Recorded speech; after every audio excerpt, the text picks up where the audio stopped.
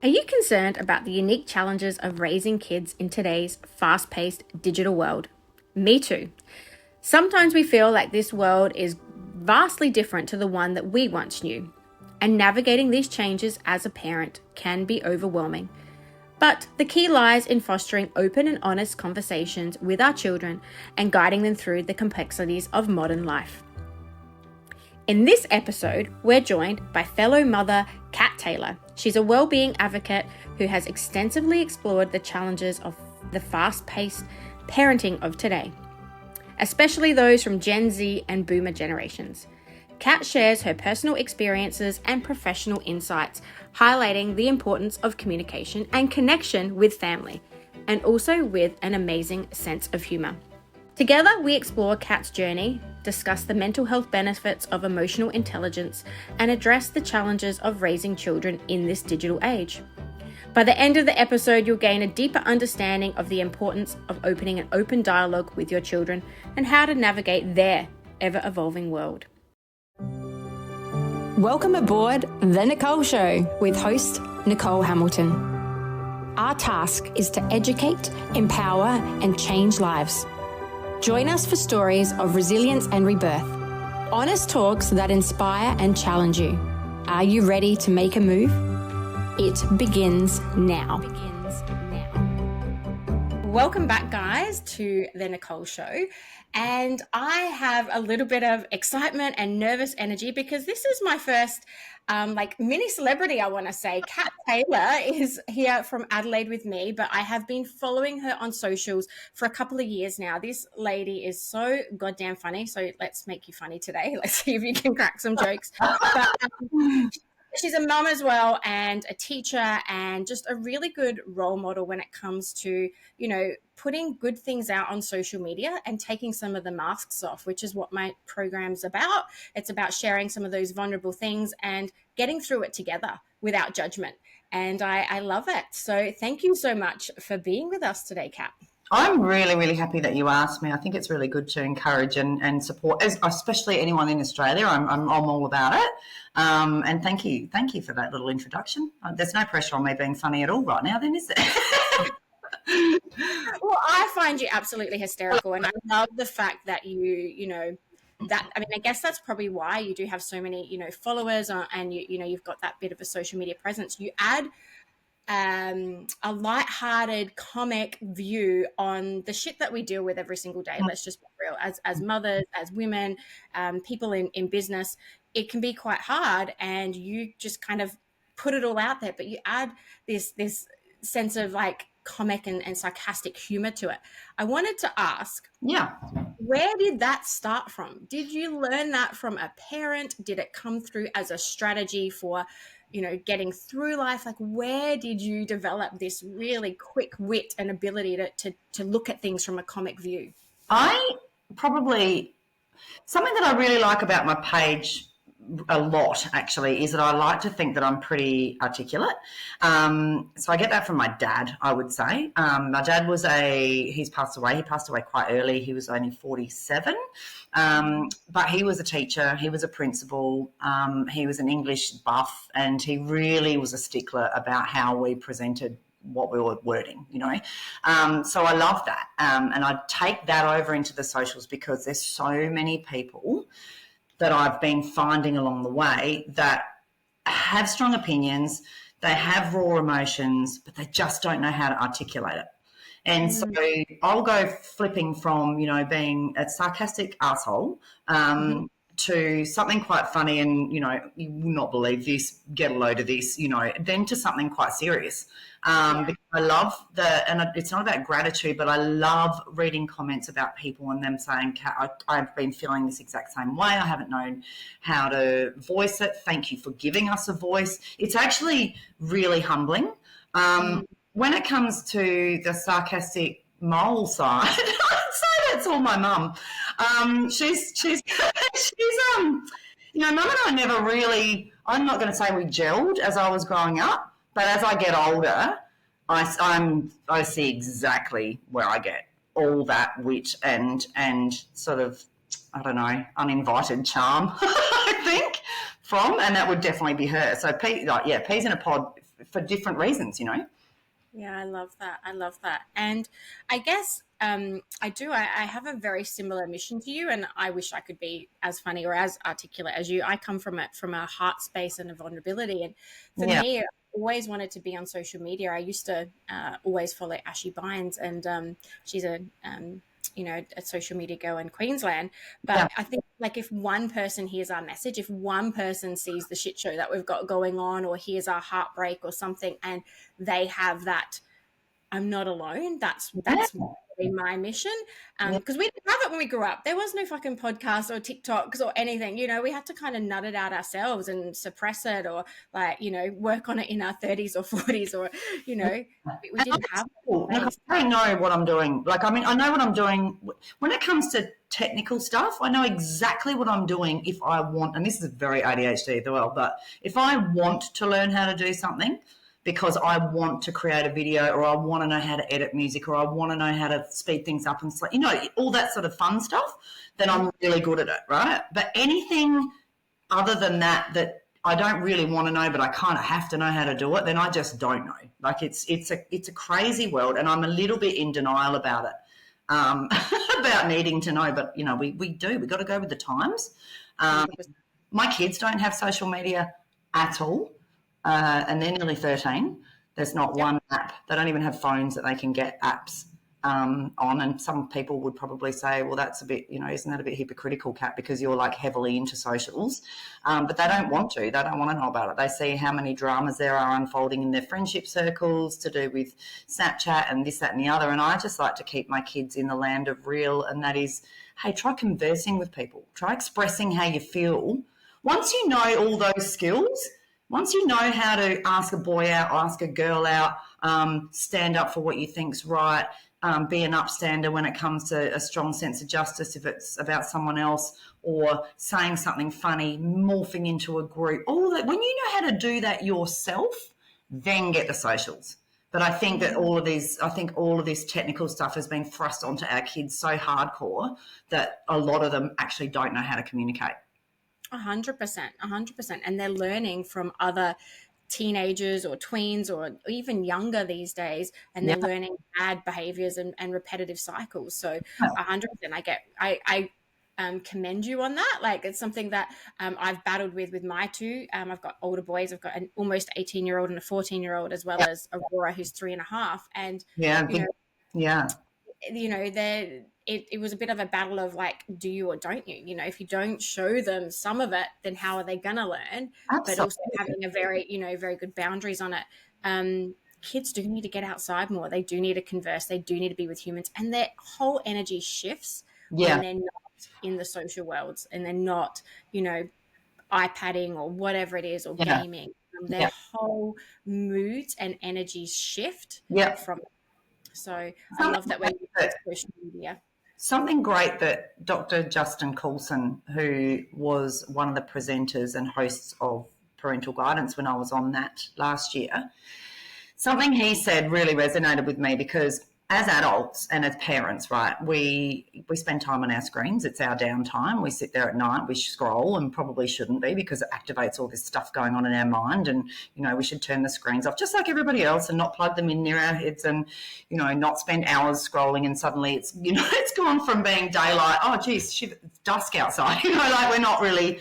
We sometimes get sucked into it ourselves, but then we've got this thing about not having our children on screens for too long because there's this stigma about it. But Dr. Justin Coulson said on one of his podcasts, he said, why are we so worried about how much screen time when it's their playground too? And I thought, wow, you're absolutely right. I time cap my kids on their screens, but I'm also really now starting to realise, if my kids have been active and playing basketball and riding their bikes and taking the dogs for a walk and laughing and going out for lunch with us or something like that, and if they want to then come home and sit on their screens for 4 hours, I'm actually going to let them. Yeah. As long as they can have the ability to get off that screen without having a mental breakdown, I'll let them do that. I think it changes when they are throwing things around, don't know how to embrace and enjoy any outside time, get into a grumpy mood and just can't snap out of it. You know what? That's when you time cap your kids, because it's not good for them. 100%. Yeah.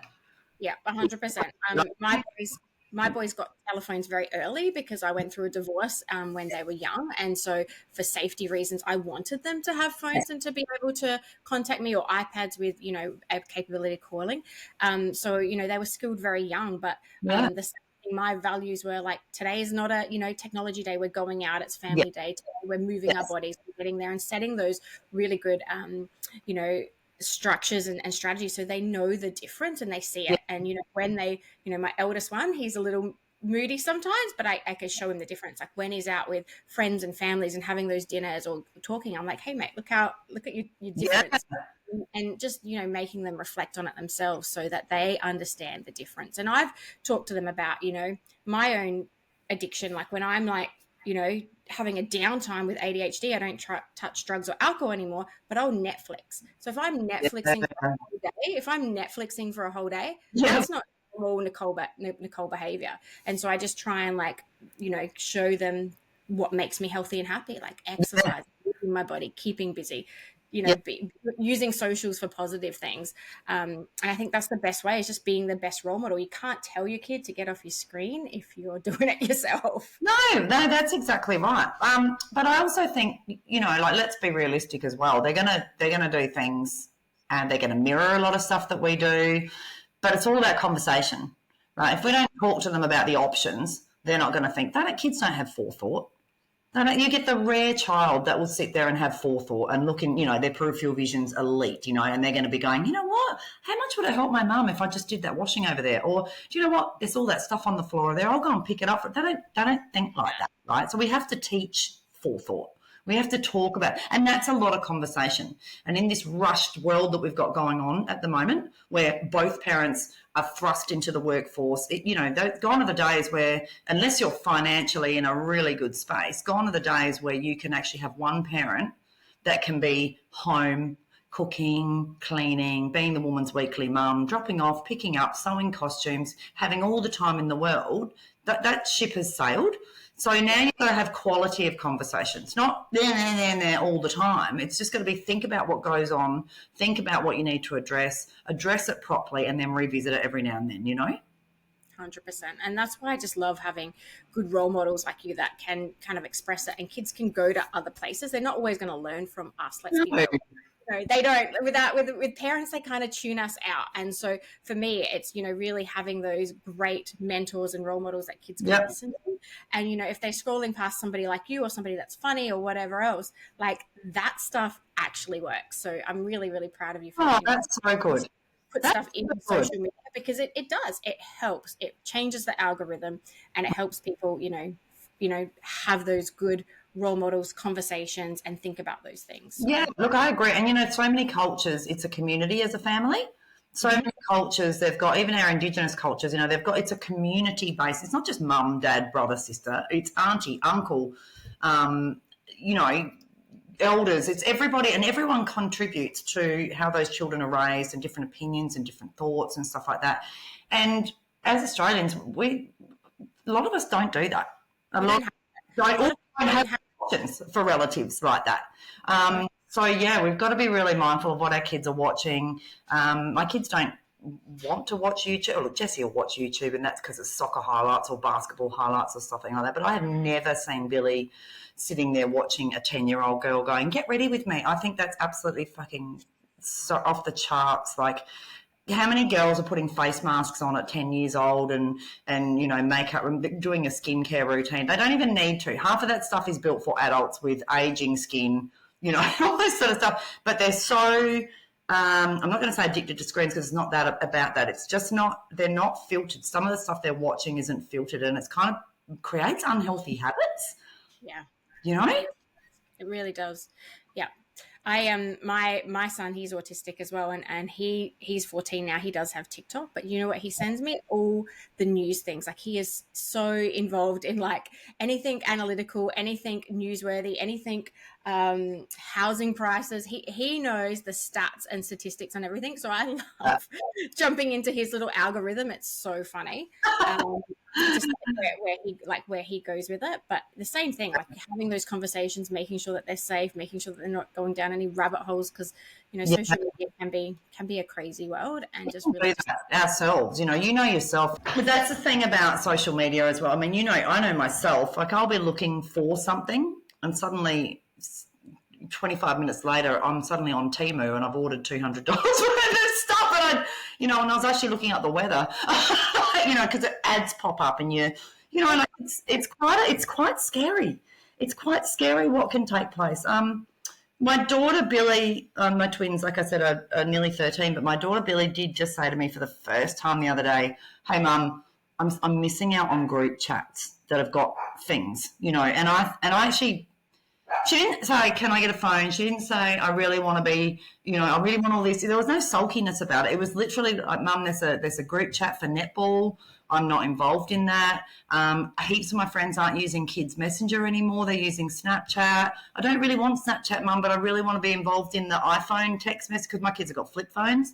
Because we just thought, what a great first. I just want to know where you are and that you're safe. But even now I'm thinking it's actually inconvenient, Kat, because I can't do whatever that is. It 360 where where everyone is all the time? Yeah, 360 is the app that you can have for any phones, like any. It can go from Apple to Android to whatever. But we're an Apple family, so in Apple you have Find My Phone or Find My Device, and you can see them. And I 100%, I'm glad you brought this up. 100% think that this is a non-negotiable for kids that are having phones and technology and starting to have their own little freedoms. I had over the school holidays, a new boy come and hang out with Jake. Jake's super responsible. He knows how to catch buses. He's got a job. He's nearly 6 foot. So, I fully trust his sense, his awareness, and what his capabilities. But this young boy hadn't caught a bus before.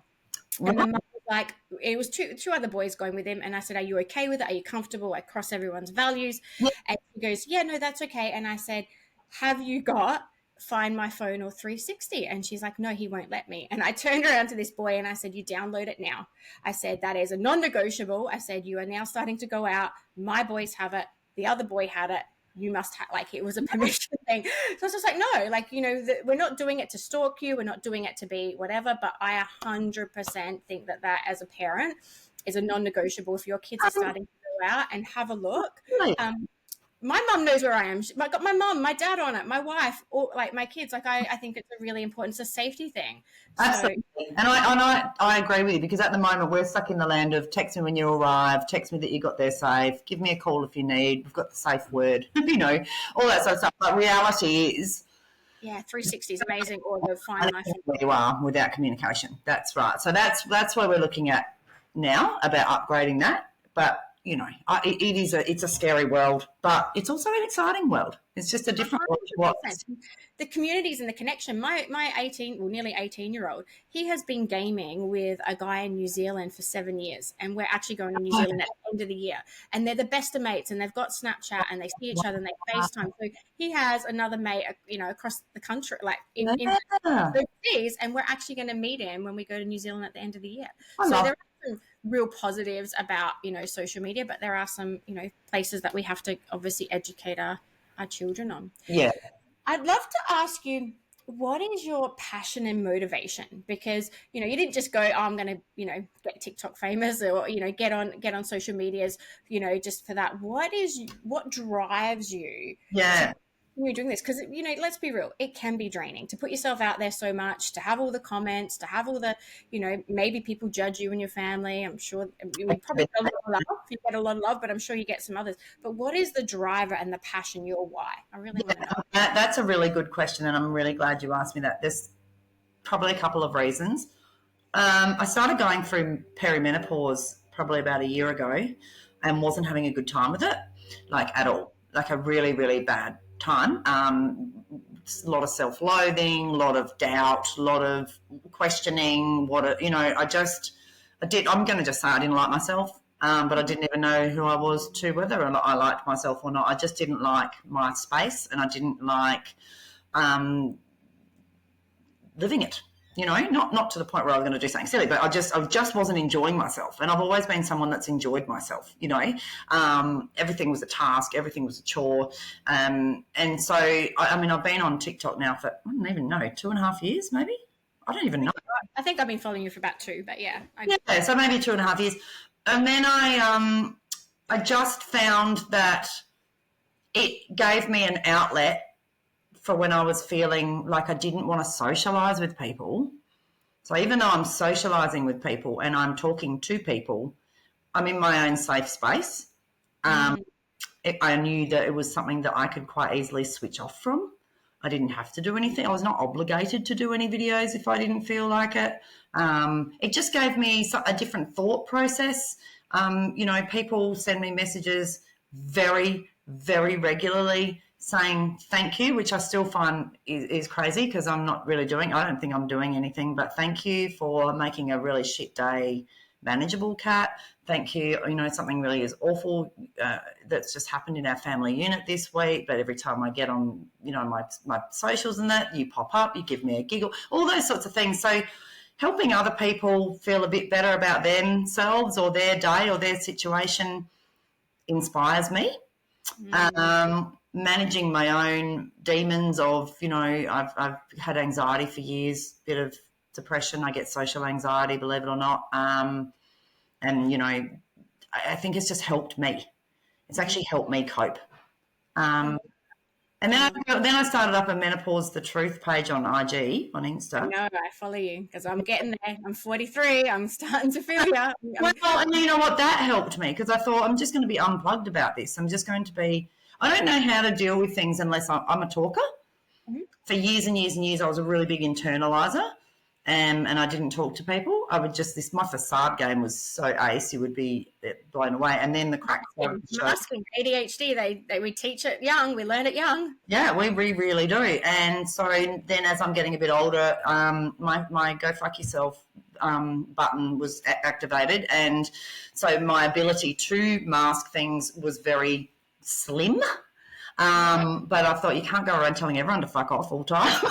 Sorry, apparently. You can, but it might be a bit of a lonely world. It is. So, but then I just saw, you know, different pages for different things. So I've suddenly got my IG for Menopause the Truth when I'm feeling like I want to help women, talk to women, relate with women. Got a great community over there that's just slowly building up.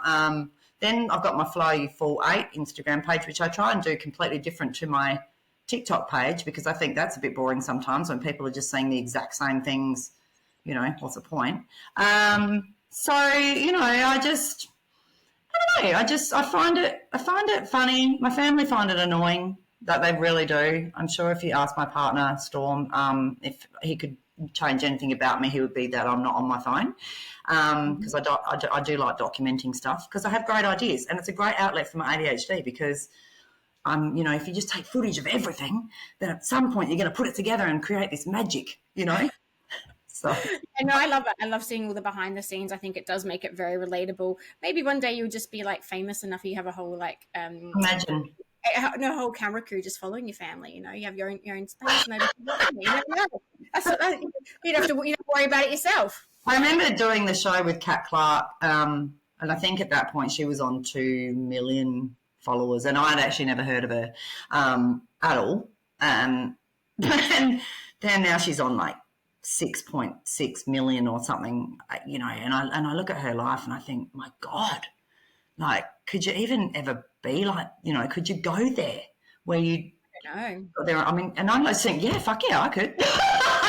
But why not dream big? Like, you know, I think if you're coming from the right heart and I feel that from you, like your energy is just so goddamn genuine.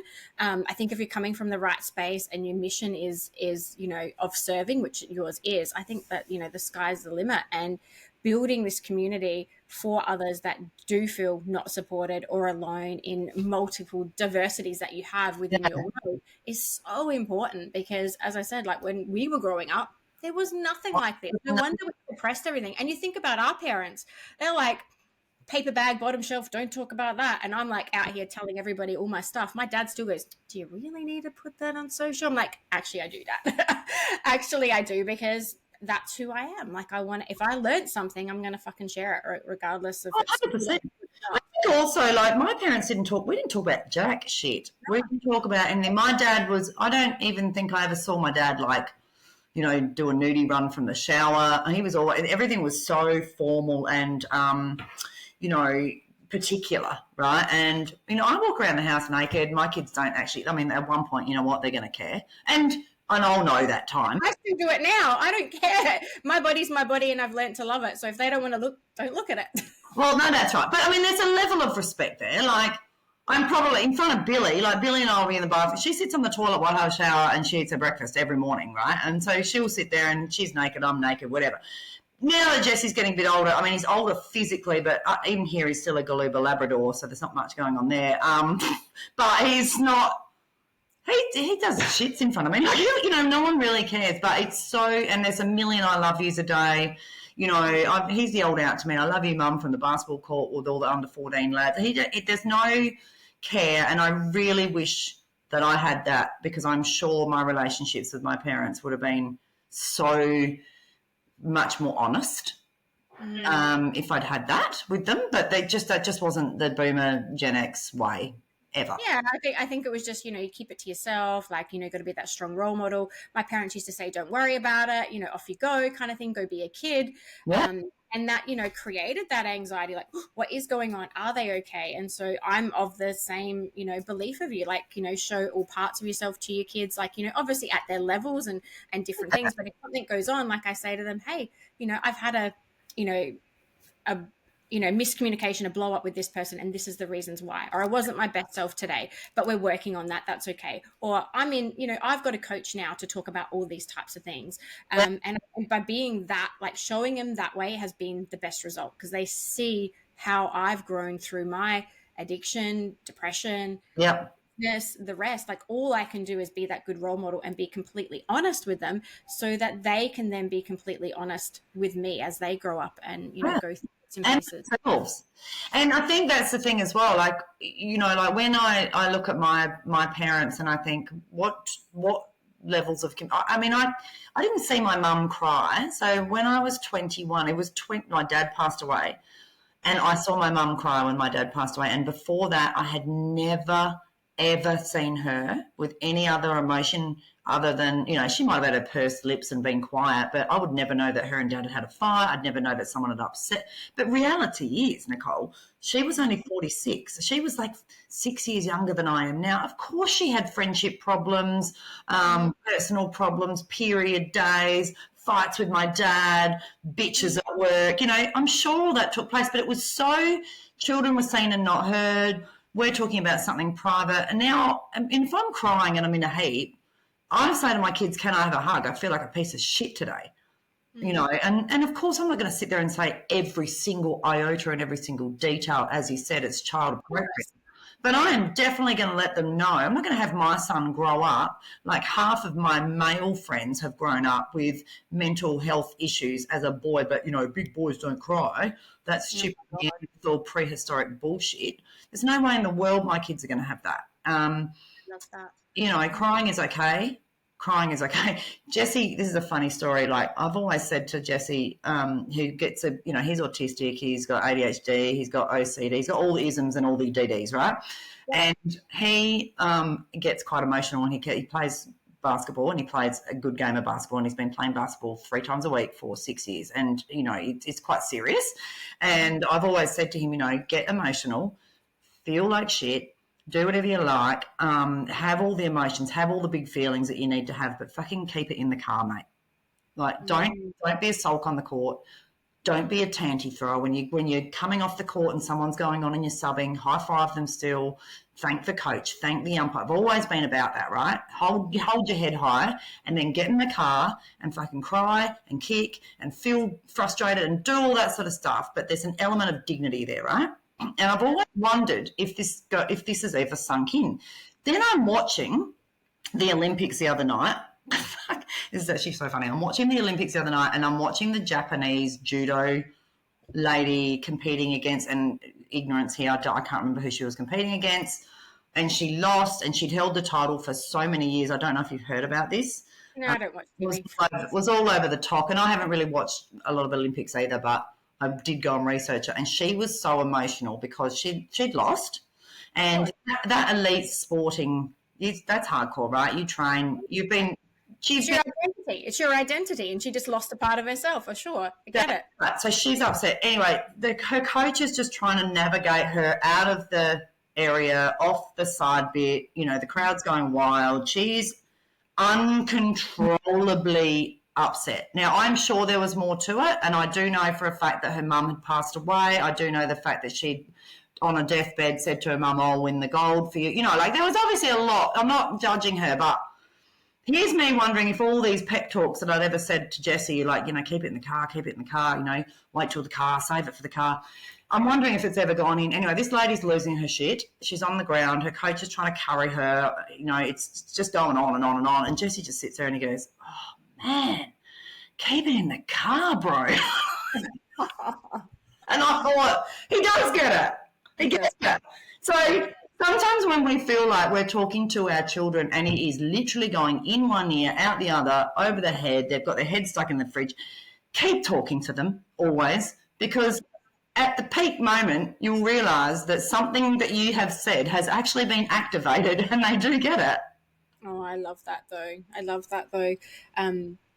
What are the messages that your kids, what do you see? Like I always, you know, my kids will just run off from by my side and I'll think, where are you, little bastards? And, you know, then I'll see one of them helping an old lady across the road and she's carrying the bags or something. And I think, oh my God, my heart, thank you so much, because that's exactly how I want you to grow up. What are the things, Nichole, that you've taught your kids that you see them putting into practice and it makes your heart warm?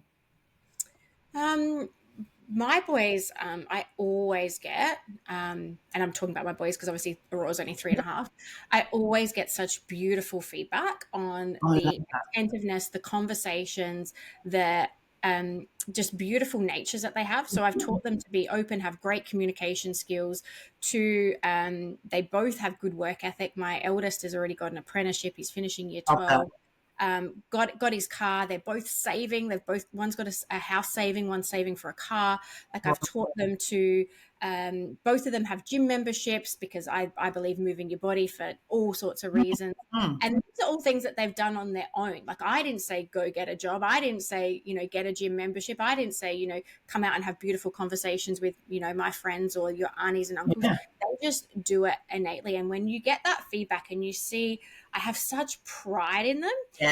The feedback that I get from, you know, from their bosses or from other people, I just know that I'm raising beautiful integrated humans, and it's because of the work that I'm doing as a human and continuing to show up. I'm a shit show sometimes too. I fucking still yell. Like I lose my shit if my cup is empty, but I then go and unpack. I apologize. I have those really deep conversations with them, and they know that I will never be angry at them if they're honest with me, and I'll always have their back. There might be new boundaries or repercussions, but it doesn't matter what happens.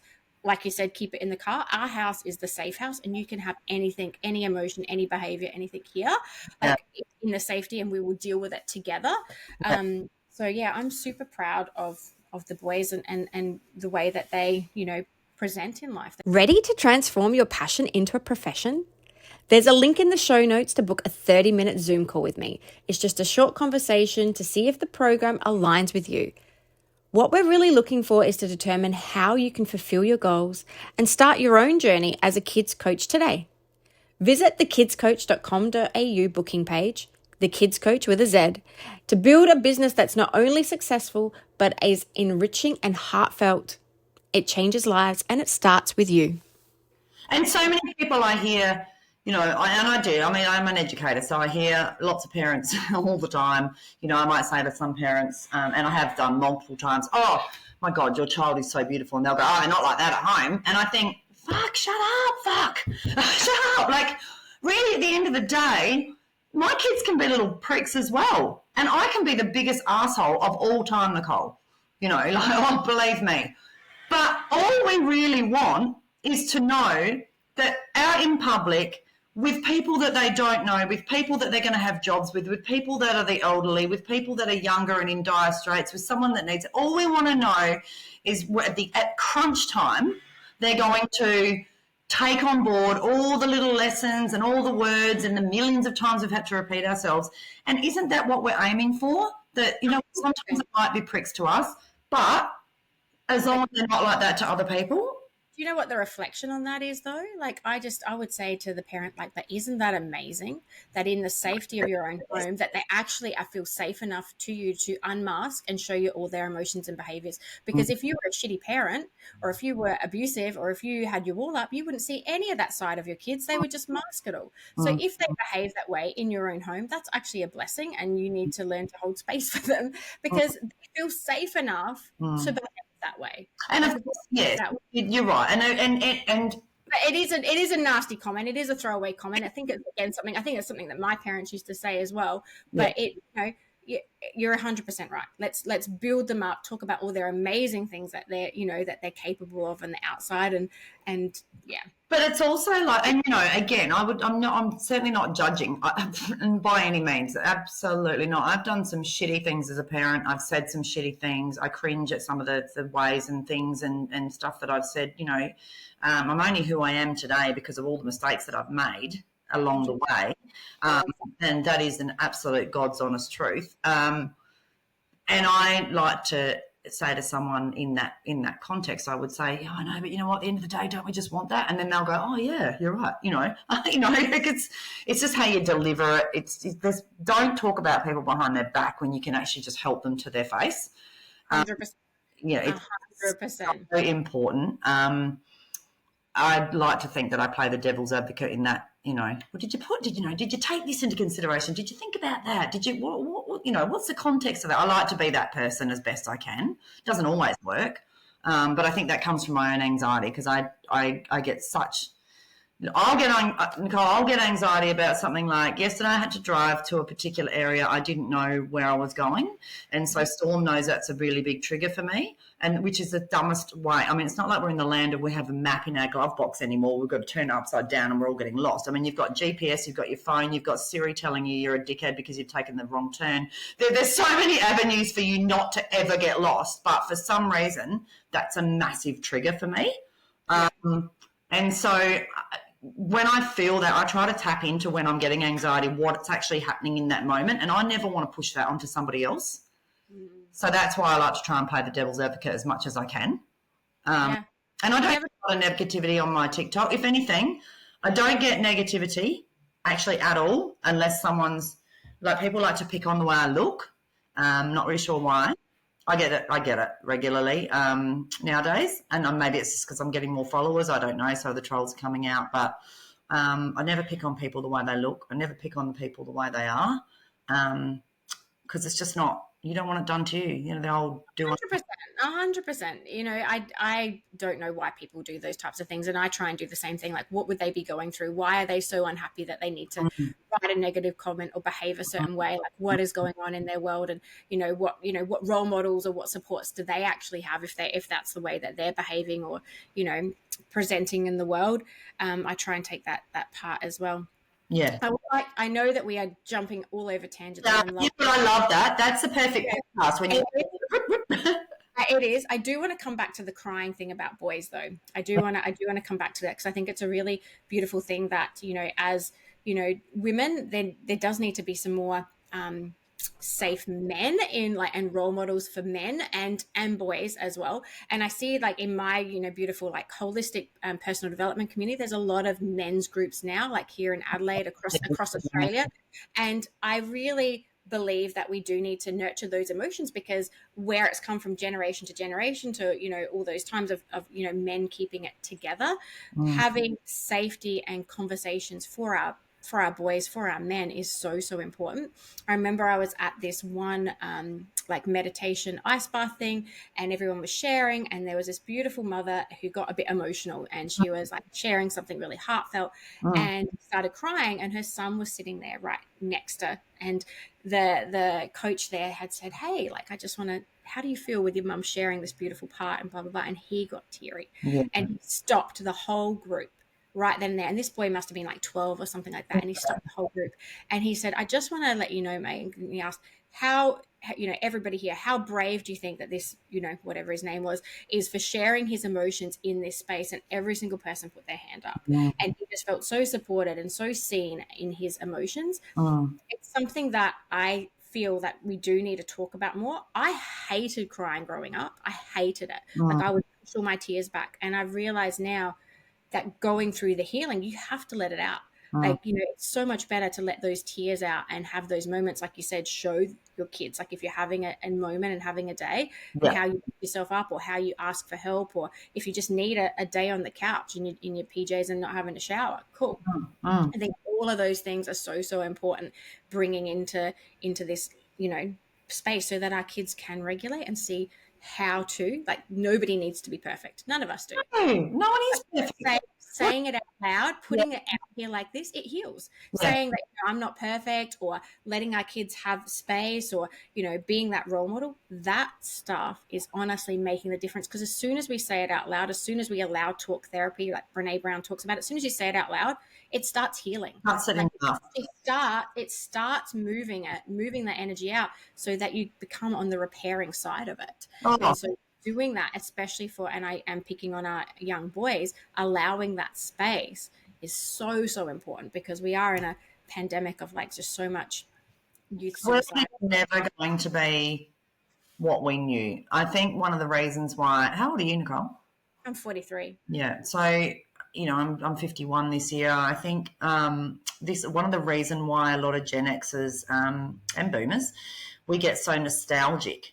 And it's a sadness. There's a sadness in nostalgia.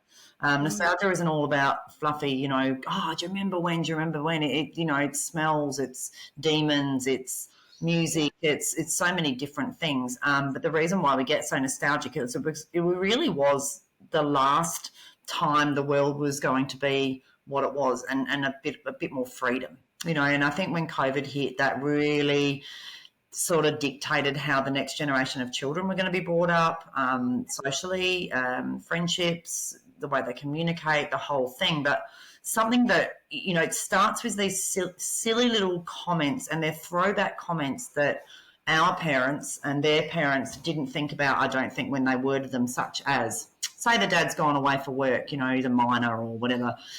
These comments: be good for your mother, to the son. You're the man of the house now, son. Take good care of you. That's fucking pressure, babe. That is pressure, immediate pressure. How many people are the man of the house? Yep. Yeah. Your responsibility. Yeah. Yes, you're in charge, son. Like fucking hell. Like it's one throwaway statement with a little tussle of the hair as dad walks down the driveway or whatever. But it's also a throwaway statement, might have been dad's on their deathbed and they're saying it to the son. Whatever, however it's configured, it leaves an impacting thing about you, and it says the same fucking thing as you've got to be strong, you've got to be tough, you've got to take care of everything, you're in charge, and that is just a cut-off from raw emotion right there. Yeah. And it always has been. And unless we change that prehistoric language, that narrative, yeah. Yep. And I'm a big firm believer in that. I'm a big believer in talking. I'm a massive talker with my son, and he loves me for that. He said to me yesterday when I said, what's going on? I mean, look, I'm very impatient too. I want to fix things right there and then all the time, Yep. Same here. Here. Get it out. Let's talk about it. Let's fix it now. Let's get it out. Exactly. And I've got to remember sometimes that actually doesn't work for everybody. Just because I want to do that, Kat, it doesn't mean that that's actually going to happen. But, I left him for a little bit yesterday, walked around in the sun. We were at netball, the beautiful day here in Adelaide, as you know, and the sun was out and he decided to go and watch the soccer. It was just a big sports day kind of thing. And he came back and we had a 5-second chat and he goes, I love that I can just do that with you, Mum. He goes, you are the best mum in the world. And in that moment, the way it was said, I knew he really meant that, and what a great feeling, because guess what? I'm fucking not. But in that moment, I was exactly, in that moment, you gave him everything he needed and more, and that's so beautiful. And I really do applaud you for that, because I do find, like in my line of work, a lot of parents don't have the courage or the knowledge or the tools to have those open conversations with their kids.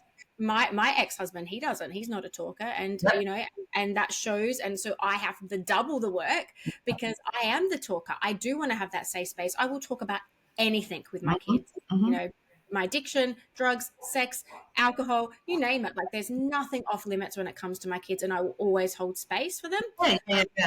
And not be shocked. But I know some parents don't have that ability, or they get cringy, or they can't talk about it. Whereas for me, it's just, I don't know, I've always had that courage and that ability to open all those conversations. I think once you've had a life experience, Nichole, you're going to find it. You're going to find it. You either, excuse me, people with life experience, you can be as textbook smart as you fucking like, but if you're not socially street smart or aware, then all those textbooks are not going to help you.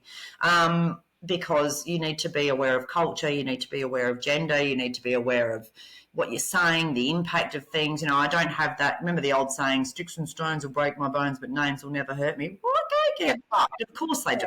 But as long as you educate yourself and actually think to yourself, like, anytime my children, because I am a little bit older, and yes, you know what, there are times that I still see my mother coming through. Like, it's not...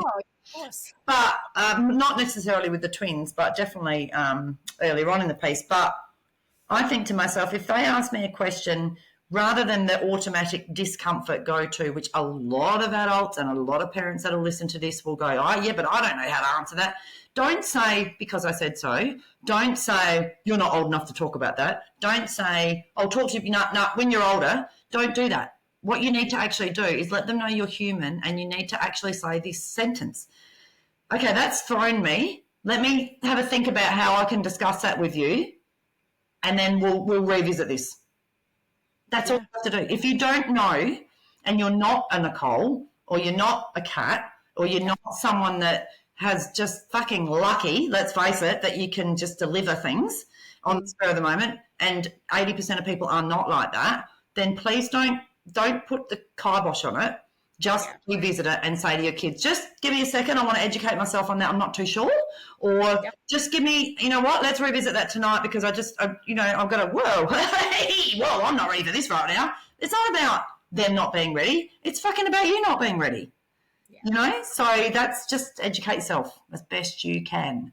100%.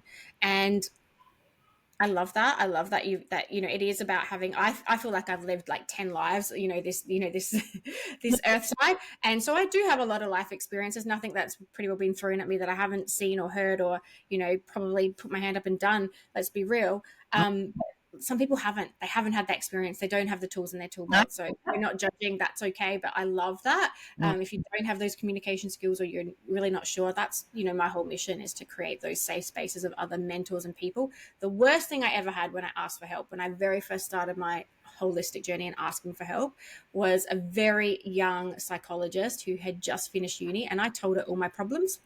And she'd just gone straight from high school to uni, and I told her all the shit that was going on in my life, and I literally saw her sit further and further and back, and her mouth just got wider and wider, and I shocked the pants off of her, and I felt this big, after I'd told her everything, and I just thought I will never do that to any human ever. Any kid, any person, doesn't matter what they tell me. If I don't have the space, or if I don't have the resources, I'll be like, okay, like, I'm so, grateful that you've been able to share that with me. I'm going to find one of my colleagues. Yeah. Right? Yeah. I'm so grateful that you've shared that with me, but I'm going to find somebody else because I don't have the skills for this. Or if you want to keep talking to me, that's okay. Or I'm going to get back to this, or I need to, exactly that. Always thank the person if you're that person that they're sharing that with, because you are their safety. And that's just so important. Nichole, I had a therapist once and I've had lots. Me too. Therapists I've had wanted too much for me, and I wasn't able to deliver because I was in such a fragile state of mind. Other therapists were fucking amazing and, just right in there, this is what we're going to do. And others, I felt like I could give them therapy, and I had one lady and I was in a real place, right? There was a lot of family shit going on, and I was in a really dark space. And she got to and when you would know, and anyone that's listening to this podcast will know, if you have ever got a psychologist appointment counsellor. You are so hanging in there for that hour that it is almost like you've, I don't know. It's almost like you've won a prize and you can't wait to use the voucher, right? So I go there, I'm hanging on I'm clawing, like I'm leaning over the edge of the cliff, and she's late for my appointment. I was the first appointment for the day, and I'm sitting in her waiting room for 15 minutes, and she's late, and then comes in flustered, and she's like, oh my God, you're just going to have to sit here for a minute. I had to get a coffee because I wasn't going to be, and I thought, now this was where I started entering my, oh my fucking God, I don't have to put up with this shit phase. Now, prior to that, Kat was very much like, oh, okay, no worries, and mask. But I was like, are you fucking kidding me? Anyway, so she goes in, we go in there. She spends all this time trying to get herself comfortable and zenning herself out. So now we're at 25 minutes. I've got a 45-minute session. I start talking to her about what's going on, and she actually said, and I'll never forget this, and if I could actually say her name, I would, because I just think people like this need to be called out, but I won't because I'm better than that. She said, oh, really? That's what you've come to see me for today? I think my advice would be you just need to get over yourself, Kat. That's what she said. And I got up and said, you're a fucking piece of shit, and I left. And I was hoping to pay for that bloody session. I did not, but I was so upset and I was so distraught. And I just, those little life lessons. Now, at the time, did I sit there and be the bigger person and think to myself, oh, you know what? That's going to help me grow as a person. I'll never be like, no, I didn't. I probably fucking drank myself into oblivion and, who knows what I did, and probably had a Valium at that point. I don't know. But I did reflect on it many years later, because these lessons like to come back and revisit you. And I thought, never, ever, ever will I ever make somebody feel like what they are going through isn't important because I think I could cope with that. Like my mum used to, I love my mum to bits, but she used to say to me all the time, oh, you're being silly. I'll stop being silly. Oh, no, that's just silly. That was her catchphrase, right? So have I ever said to my kids, you're being silly? Nah. Never. It's a throwaway line, and it's one of those things. You can't have anyone feel like just because you don't get it or you don't see the severity. It's like a 16-year-old, if they've ever been in love and they are distraught and their boyfriend of a year's broken up with them, don't fucking tell them that, you know what, you're going to meet so many other people. Because in that moment, the life is gone. Yeah, I get it. 100%. And that's probably my next pet peeve. I want to talk to some other coaches about it. Any coaches, any medical practitioners, any things like that. I just had the worst bloody psychiatrist ever through my diagnosis, by the way. So thank God I've got my own resources.